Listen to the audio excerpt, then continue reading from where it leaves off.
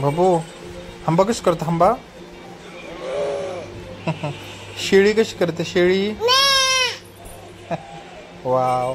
आणि म्याव कशी करते म्याव? बुबू कसं करतो? शेळी करते. हा. टायगर कसं करतो टायगर?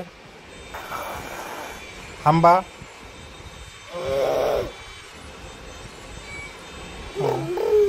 हा.